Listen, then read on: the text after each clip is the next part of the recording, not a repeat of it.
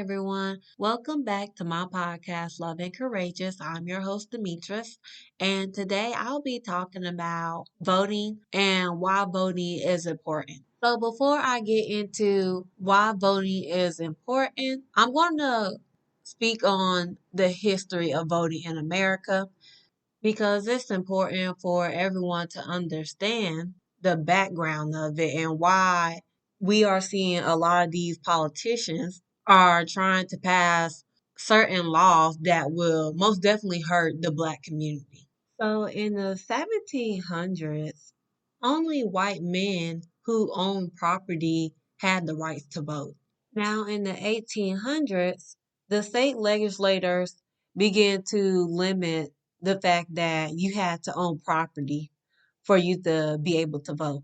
Now, during the Reconstruction period following the Civil War, Congress actually passed the 15th Amendment to the Constitution, which in this amendment is saying that you could not deny someone to have the rights to vote because of the color of their skin.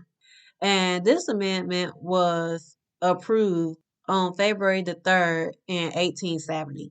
Now, however, even though this amendment was passed, a lot of states, especially in the South, was actually starting to build barriers such as poll taxes and literacy tests so that a lot of black people really couldn't vote. So, just in case anyone don't know what a poll tax is, it's where black people had to pay a fee just to vote.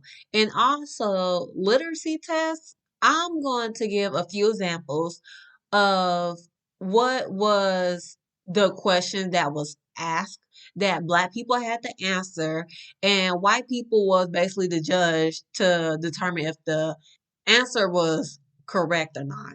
So here are just a few examples. So here's one of them. Draw a line around the number or letter of this sentence. Draw a line under the last word in this line. Cross out the longest word in this line. Circle the first letter of the alphabet in this line. Above the letter X, make a small cross. Draw a line through the letter below that comes earliest in the alphabet. And underneath the sentence, it has letters, so Z, V, S, B, D, M, K, I, T, P, H, C. And here's another one. In the first circle below, write the last letter of the first word beginning with L. So underneath the sentence is five circles, but each of them is number from 1 to 5. And also, here's another one. Cross out the number necessary when making the numbers below 1 million. And underneath this sentence, it is literally a huge number. So the number one and then 10 zeros following it.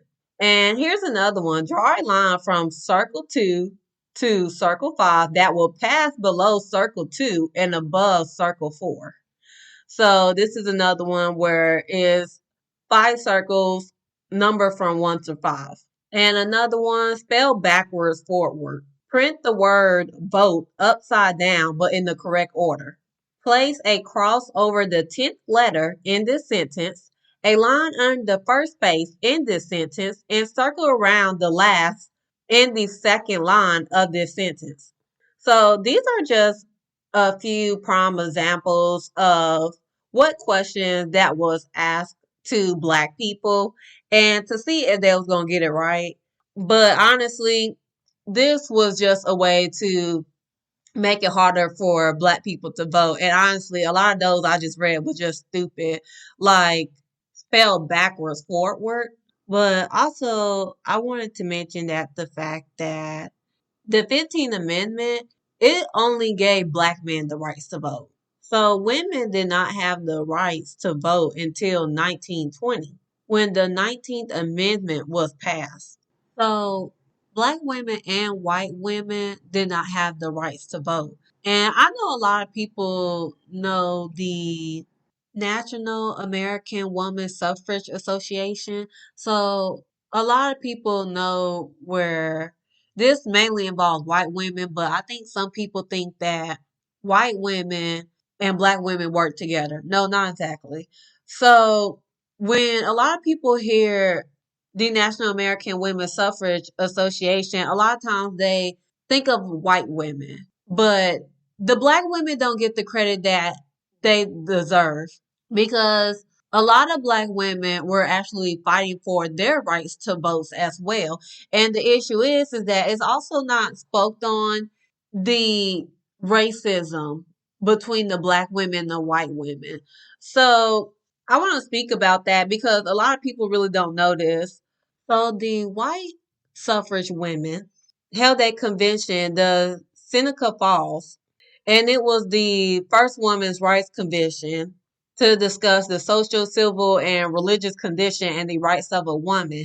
Now, this convention was held in July 19, 1848 until July the 20th of 1848. But a thing that some people probably don't know, black women were not invited to these meetings or any of these conventions. They were not invited.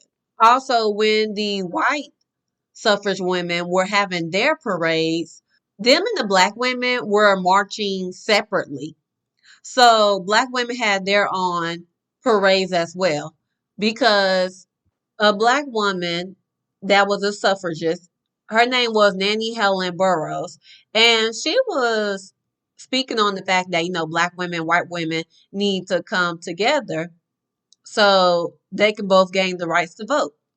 But the issue was that when these black women tried to work with the white women's suffrage, also known as the National American Women's Suffrage Association, the organization did not address the fact that black women were dealing with harassment, unequal access to jobs, housing, education, and negative stereotypes.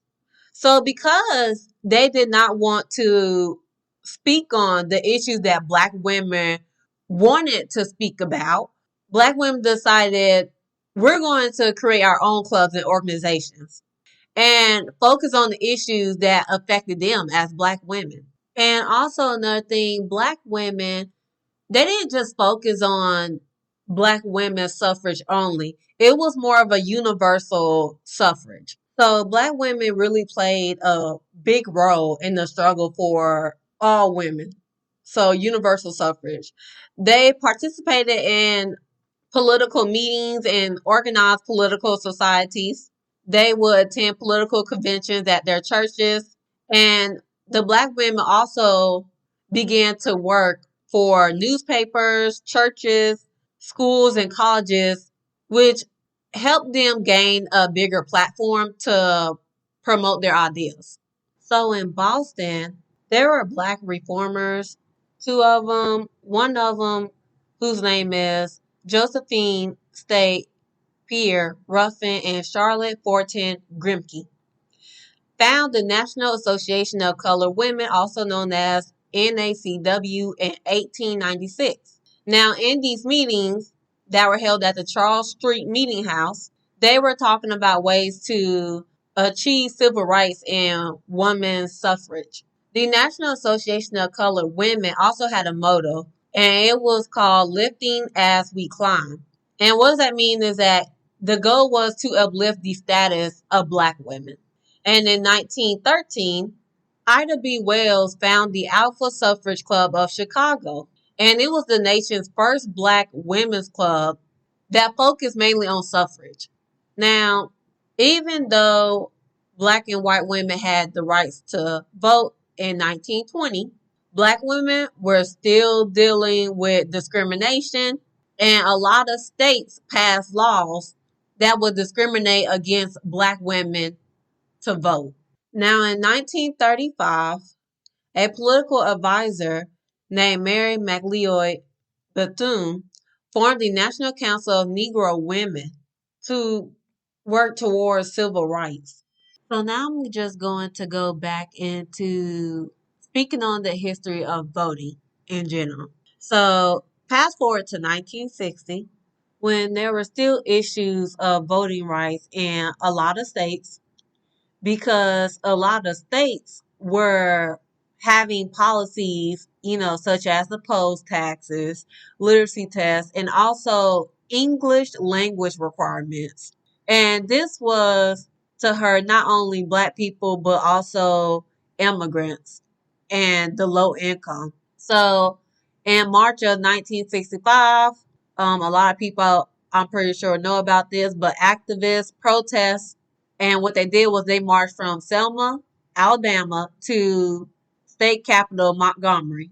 And this day was known as Bloody Sunday because a lot of people were brutally attacked by police officers and others. Now, on the second march, 1,000 people actually finished the journey and arrived in Montgomery on March the 24th. Now, in 1964, the policy of poll tax was mentioned. And like I said, the poll taxes were created just so Black people wouldn't be able to vote. But also, some states even enacted grandfather clauses that allowed higher income white people to avoid paying the poll tax. So just in case anyone don't know what the grandfather clause is basically where white people pass a law trying to make sure that Black people wouldn't have the rights to vote, because the issue was that there are some white people that are poor that was also having issues with having the rights to vote, because a lot of the white people couldn't afford the poll taxes or they couldn't pass the literacy test. So what a lot of the white men in power decided to do, they decided to pass a law. And in that law, it was where men was eligible to vote if they were able to vote before Black people were given the rights to vote, or you were eligible to vote if you were the descendants of voters back then. And this is called the grandfather clause. And this law was put in the early 1890s. And so basically what it did was it just helped the poor white people. They didn't want to exclude the poor white people of not getting their vote in. So they wanted to include them, but they still wanted to find a way to hurt the Black people. And I'm going to speak mainly Black men because only Black men had their rights to vote. And so the issue is that when this law was passed, the 15th Amendment was already approved. So therefore, they passed this law because you already have the 15th Amendment. And in that bill, it's saying that you cannot discriminate against someone, that have the rights to vote based off the color of their skin. Well, we already have this law passed, so now we got to pass another one to make it even more harder for Black men to vote. But also, white people did not want to be seen as racist.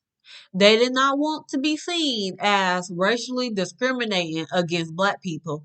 So, this is why they wrote the grandfather clause bill the way they did.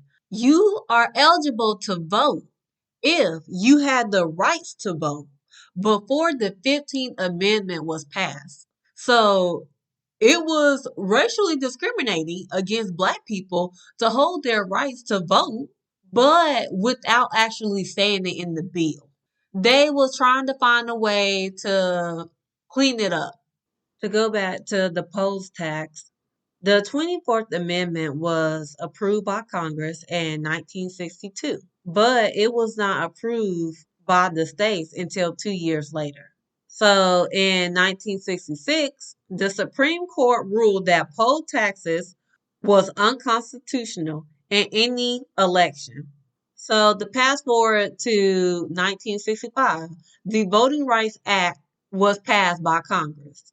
And this bill was passed by the President Lyndon Johnson on August the 6th. And I just want to let everybody know basically what the Voting Rights Act did is that it basically gave all Black people the rights to vote without any type of dumb policies or rules that white people were trying to create to make it harder for black people to have the rights to vote. So even though black men had their rights to vote in the 1800s, black women supposed to have their rights to vote in the early 1900s. It's really honestly was just BS in the end, if you ask me. White people like, oh well, we gave you your rights. No, you didn't. You're still making rules and passing laws so we can't vote. So we really didn't get our rights to vote until 1965. You putting all these restrictions on us so we won't vote. That's not giving us our rights to vote. So in 1971, President Richard Nixon signs the 26th Amendment. And in the 26th Amendment, what it did was it brung the age eligibility to vote down. And this law was passed due to students that were activists and also young people that were 18 that were in the war in Vietnam were fighting for their rights to vote that were 18. So the 26th Amendment prohibited states and the federal government from using age as a reason to deny someone to vote. So in 1975, Voting Rights Act expanded to protect language minorities.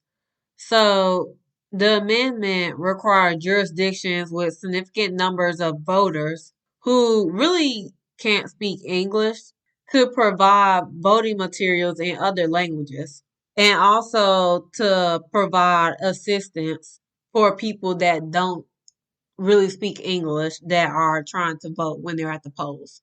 Now in 1982, the Congress passed a law extending the Voting Rights Act, and in this they were just making voting more accessible for people with disabilities and also older people. Now, another thing, in August of 2013, the North Carolina governor decided to sign a voter identification law, and this was seen to basically suppress black people to vote. Now, the civil rights group filed a lawsuit and the U.S. Department of Justice.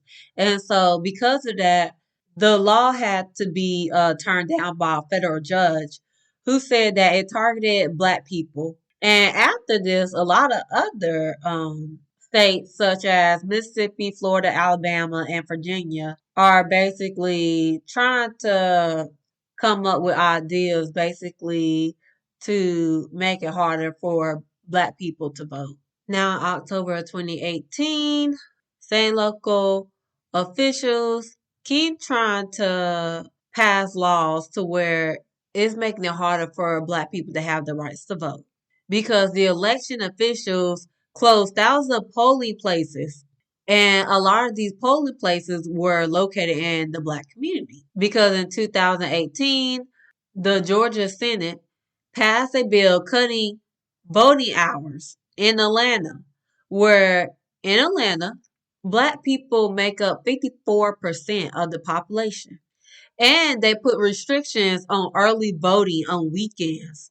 So sadly, a lot of these politicians out here are still trying to pass laws and do things to hurt not only the black community, but also the Hispanic community, the lower income. So they would not have any type of access to vote.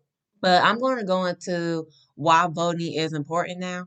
So voting is important because when you vote, you are controlling, number one, how your tax money is spent. Also other things like education, jobs, healthcare. So whenever you vote for certain people, you are letting it be known what you care about and what you want, because when you vote, not only does this shape your community, but also shapes the nation. So this is why voting is important, but I'm also going to go to a little bit more depth. So like I mentioned, you control how your tax money is spent. So every time when you get paid, taxes are taken out. Well, the governor, president, members of Congress, county and city commissioners, legislators, state officials, they are the ones to decide what our taxes go toward for public services and other things. And also, like I said, your job. So the governor, member of Congress, legislators, and the president plays a role in this. When it comes to your job, they make decisions such as minimum wage, job security, health insurance, pay equity, and also the fairness in hiring. Also, when it comes to education, it depends on who you choose as the local and state school board members.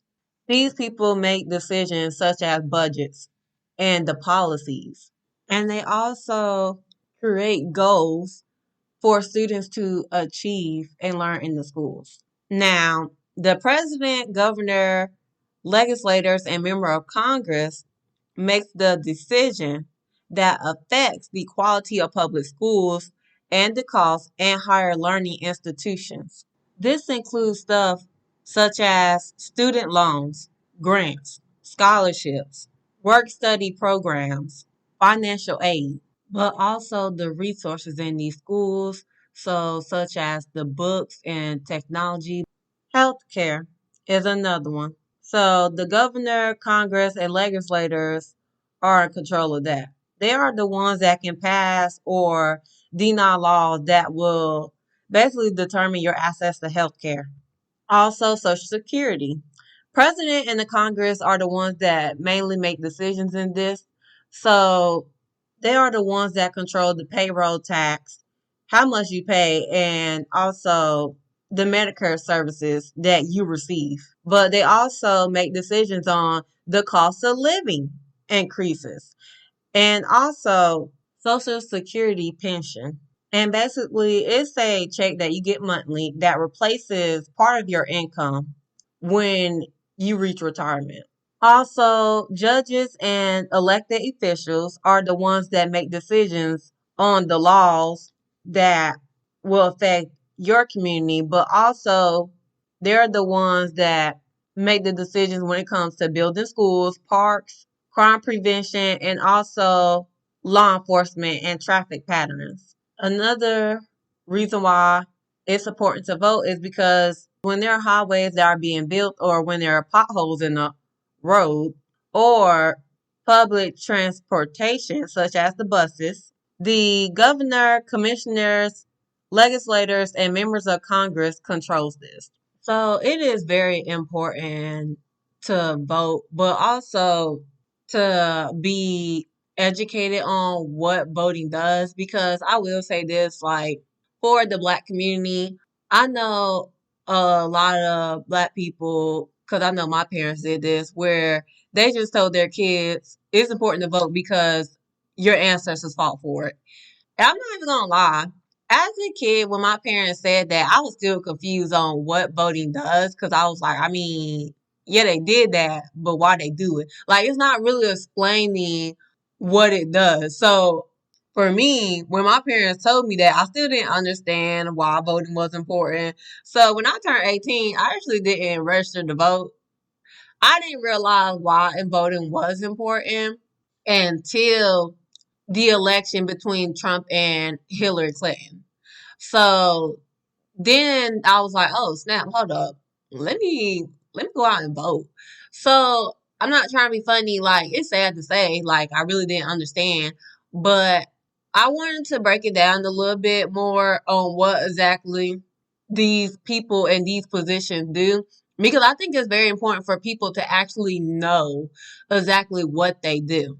But I just want to say, like, for the black community, I think we need to break it down more, not only for our kids, but grandkids and nieces and nephews, exactly what voting does. Don't just say, oh, because your ancestors fought for it, so this is why you should vote. Because my brother even said the same thing to our parents. My brother was like, well, why is voting important? And my dad was like, what?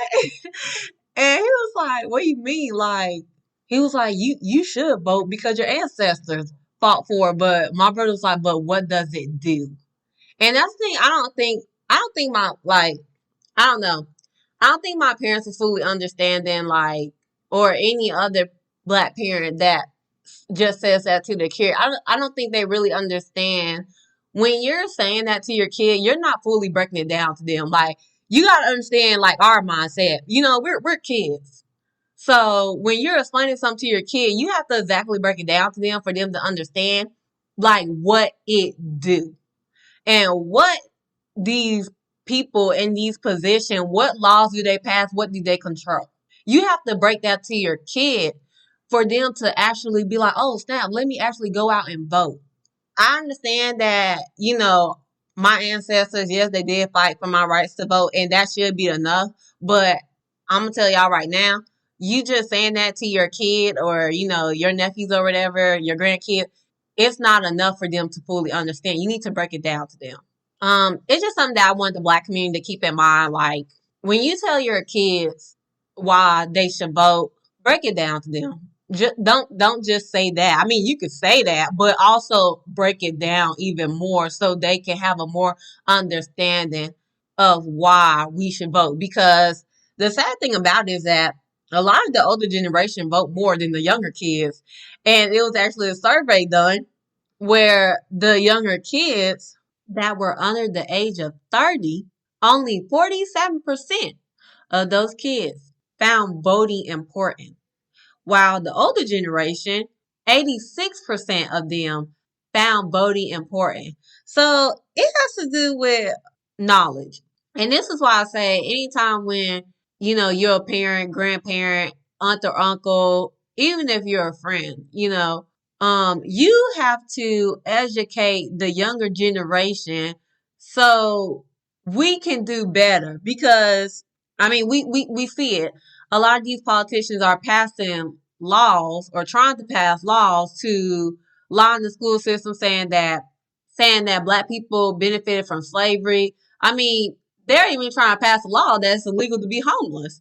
I mean, other laws like, you need an ID to vote. Like, it's things like this, and also closing down the polls earlier and where they're not able to really run on weekends. Like, we need to understand why they're doing this. So the older generation has to educate the younger generation, because when the older generation dies off, it's just us. And we're not trying to go back to segregation. We're not trying to go back to the 1800s. We're not trying to do none of that. We're trying to move forward. So for us to move forward, we have to be educated, because if the older generation does not educate the younger generation, then the younger generation is going to have to learn on their own. So it's important that the older generation educate us. So when the younger generation, when we have our family, we can educate our own kids as well. So another thing I wanted to speak on, because I know some people were saying that we have to vote, but also, yes, voting is one thing, but also you can do more than just vote. You can actually run for these positions. If you ever want to run for governor, legislator, lieutenant, president, anything, like, you can run for these positions, because a lot of these positions, they don't even require a degree.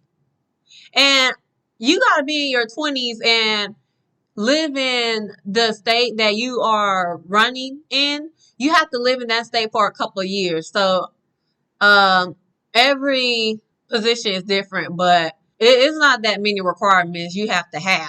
And so that's the one issue that I don't like, is that basically anyone can be a governor, anybody can be a president, but I mean, if you have a good heart, then that's good. But for the people that don't have good hearts, they are going to run in these positions. They are going to try to run for mayor, to try to run for council and commissioner, all these other things. They are going to try and run for these positions. So it's important for us that really want change. It's important for us to get in those positions, because you can vote, which that's not a bad thing. It's a very good thing to vote. But if we are not putting our own self in these positions, then we're just making room for the evil ones to get in there and to take us back to the Jim Crow and slavery and all that. And we're not trying to do that. So you can run for these positions And also, like, I know everybody don't want to be in that position. So if you don't want to be in that position, if you know somebody that is running, if you have a huge platform, you're a TikToker, YouTuber, or you have a lot of followers on social media. Social media is really big. Podcasts as well. Podcasts are getting very popular. So you can educate other people and also say, hey, this person right here is running for this, and this is what they're trying to do. You can get their name out there. But also, like, in the schools and everything, like the school boards, for example, like, we're not even taught the true history of America. Okay. In my opinion, Native American history should be taught, but it's not. Black history most definitely should be extended. We're not even taught, not even 20% of Black history in the school system. They don't talk about the civil rights movement and a little part of slavery, but not all of slavery. They don't even teach before slavery. So, for me, in my opinion, Native American history needs to be taught.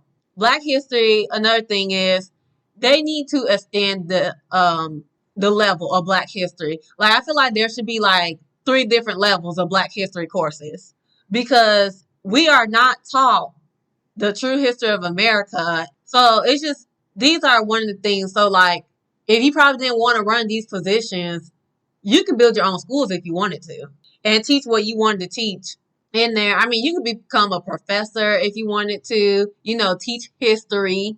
Hospitals where a lot of Black women are passing away from childbirth because the doctors and all the hospital staff not listen to the Black women.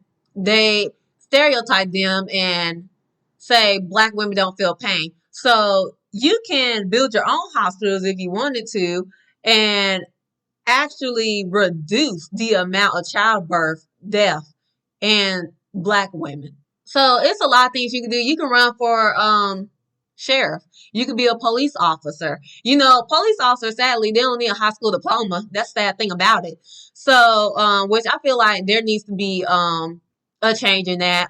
If you're gonna carry around a deadly weapon, which is a gun, also a taser, and all the other things they have, you need to have a college degree. That needs to be mandatory. Nobody with a high school diploma or a GED should be able to carry a deadly weapon. So you can become a police officer. If you see the issues in, police brutality cases and you really want to do better in your community and improve, law enforcement, become a police officer. You don't need a high school diploma. So there are other things that you can do, which you should vote, but some people don't. But you can literally have power in other things as well. You can run for these positions. You can make books. You can write books. You can write books about anything. You can write books about the history of America. You can do kids' books to educate the younger kids. You can build you a library, a bookstore where you contain a lot of knowledge of the history of America, Black history, Native American history, Latin history, any type of history. I mean, so there's a lot of things that we as the public can do to make changes in this world. But also, you can become a movie director. You can make your own movies. You can do documentaries. Okay, so you can make movies of a lot of things. I mean, there's so many things you can make movies, TV shows, documentaries about.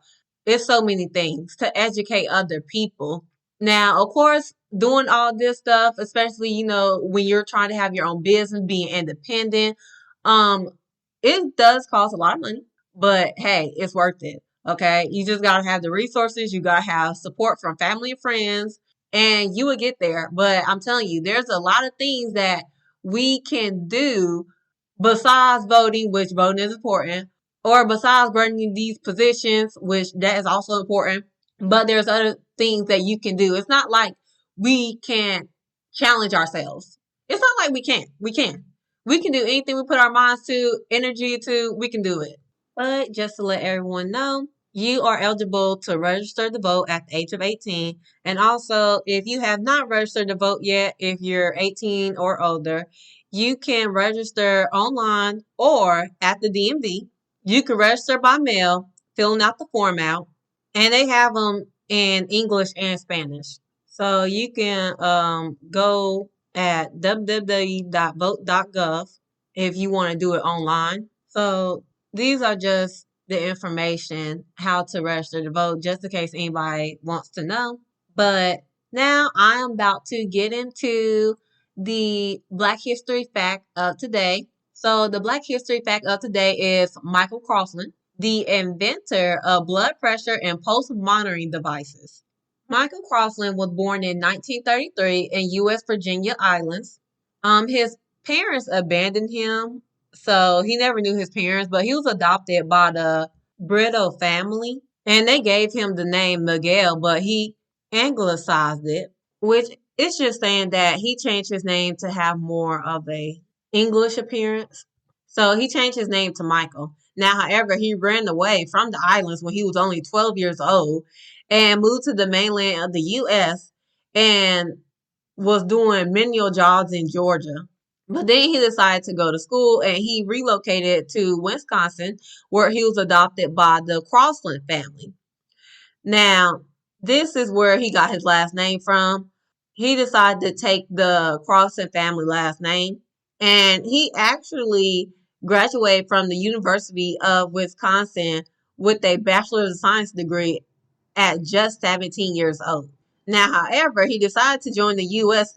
Air Force in 1950, but then he was discharged from the military, so then he decided to go back to school and earn a second degree and Bachelor of Science in Mechanical Engineering. Then, after doing that, he decided to gain two more degrees from New York University, where he received a master's degree in electrical engineering in 1963. Then he earned his PhD in biomedical engineering in 1968. Now, Michael Croslin invented the blood pressure and pulse rate monitoring device. But before he invented this, medical professionals had to do manual methods to measure a patient's blood pressure and pulse rate. And a lot of times this led to inaccurate results and also misdiagnosis. But when Michael Croslin invented the blood pressure and pulse rate monitoring device, what he called it was the MedTech 410 and 420. This device was designed to measure patients' blood pressure and pulse rate quickly and accurately. This device used advanced technology and allowed medical professionals to diagnose and treat patients more effectively. So, this device had a real big impact on the medical industry because this device helped improve the accuracy of vital sign measurements. Also, it helped improve the quality of care that patients receive. And since Michael Croslin invented the blood pressure and pulse rate monitor, also known as the MedTech 410 and 420, medical professionals no longer had to manually measure and record a patient's vital signs. But this device not only is used in hospitals, it's also used at clinics, and you can buy them in the stores and use them in your own home. So, anytime when y'all go to the doctors or you go to the clinic or you just at your own home and you're checking your own blood pressure or your pulse rate, make sure that you give a big thanks to Michael Croslin, the black man that invented the blood pressure and pulse monitoring device. That is all for today. Thank you everyone for listening to my podcast, and I hope you all have a lovely day.